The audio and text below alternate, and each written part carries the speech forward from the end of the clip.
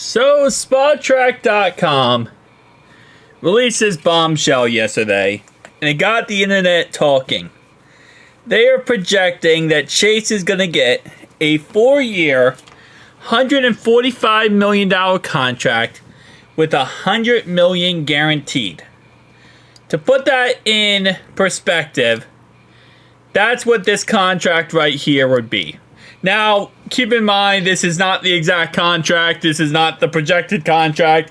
This is just the numbers of that said contract. So, for example, it might be he gets all the money up front.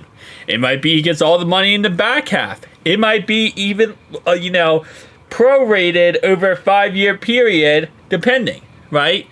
Anything is possible at the end of the day. But in a nutshell, the most simplistic, basic scenario, this is what it is, okay? This equals up to $140 million, $100 million guaranteed over a 4-year period. Actually, yeah, well, this is what the contract is in sense, but he would actually probably still play out the rest of this year, his current contract, and then he would also get the 4 years on top of it. So keep that in mind as well. So right now he is on, how many years he has left?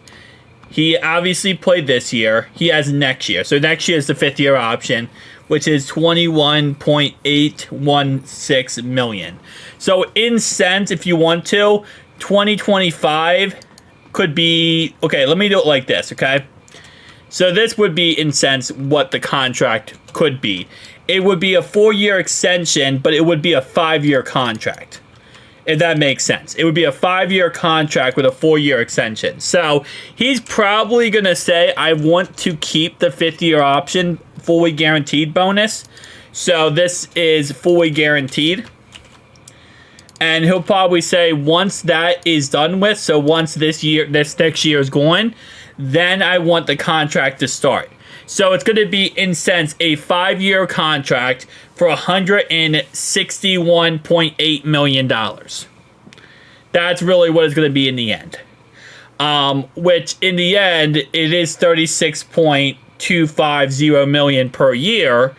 But if you add on to that, just doing the math here, and let's say we did add on the 8.16, because of adding on the current contract he's on, it would actually be $32.3 million per year if you average it out over the 5 years. But keep in mind, this first number is not moving. That first number is guaranteed.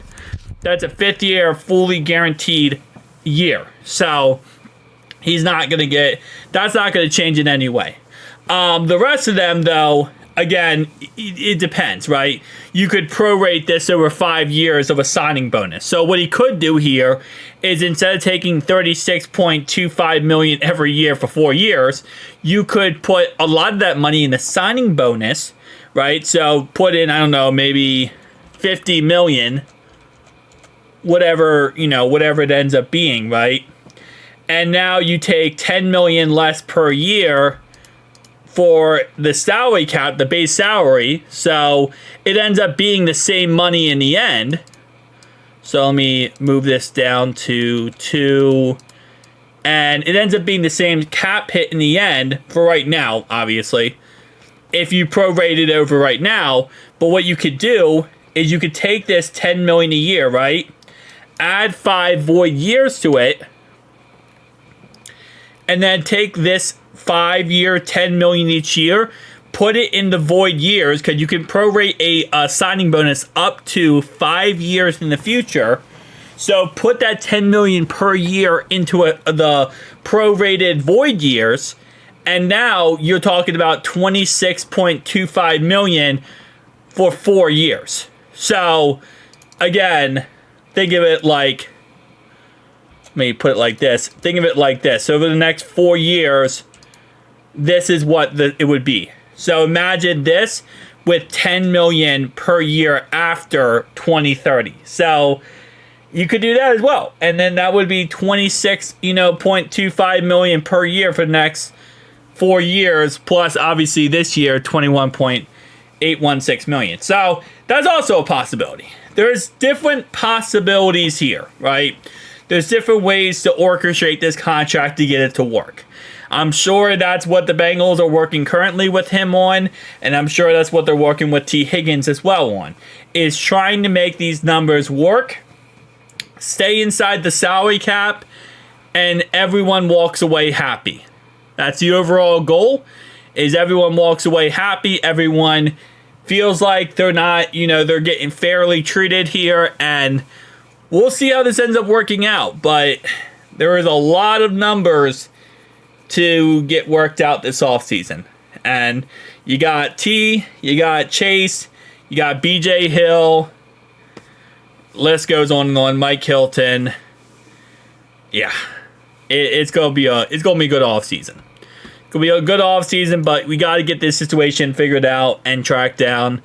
Again, they could put $100 million. It's $100 million guaranteed, right? This is a projection. They could have put $100 million of that into the signing bonus.